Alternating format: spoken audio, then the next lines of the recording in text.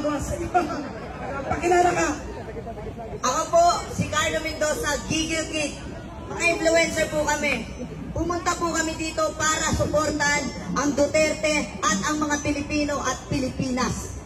Dahil kitang-kita namin, marami nang lumabas, marami na kami nakita, lahat ng kabataan na apektuhan na. Dahil hindi lang ako ang Pilipino ang naapektuhan, kundi lahat, milyon na Pilipino ang naapektuhan dahil sa droga. Nang dahil dyan, dahil droga rin ang umasak sa pamilya ko.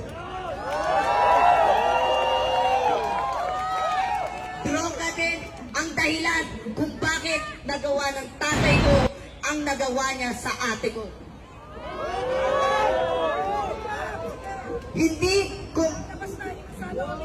Hindi ko nahayaan na yung mga ginawa ni Marcos dahil sa droga na yan, siya ang pasimuno. Dahil alam namin ng mga kabataan at alam din namin na magsasalita sila kung ano na naman ang sasabihin nila. Nasasabihin nila, ginagamit kami mga kabataan para lang magpaingay.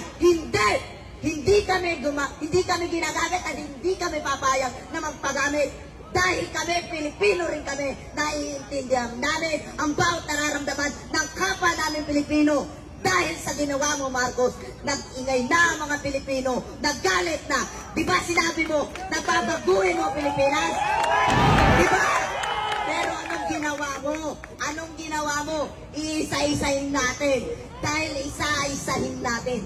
Sige, yung bagyo na sunod-sunod na dumaan, na maraming namatay na Pilipino, marami ang nadisgrasya, nabaha, marami. Pero anong ginawa mo? Wala.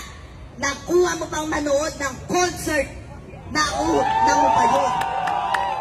Kung mabuti ka talagang pinuno at mabuti ka talagang presidente ng Pilipinas, ipakita mo noon pa lang. Dahil nung nag-campaign ka pa lang, kung ano-ano pinakita mo, gumawa ka ba ng movie, nakala namin na totoo. Pinutol mo kami. Ninuha mo kami. Kung ano-ano pa pinakita mo para lang umangat ka, para mailuklok ka lang, hanggang sa naniwala ang ibang Pilipino, hanggang sa marami ang gustong magluksok sa'yo. Pero ano nangyari?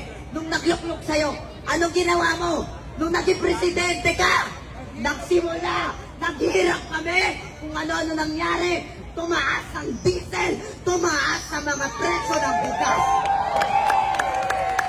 Kaya kami nagagalit sa'yo, lalo na kaming mga kabataan, na umanga sa'yo, lalo na ako, na akala ko mapapabuti mo ang Pilipinas. Pero anong ginawa mo? Kundi na droga na lumaganap sa buong Pilipinas. Kaya nananawagan ako sa'yo sa Republika ng Pilipinas, sa buong Pilipinas, sa Malacanang, na uulitin ko, mag-resign ka na! Mag-resign ka na!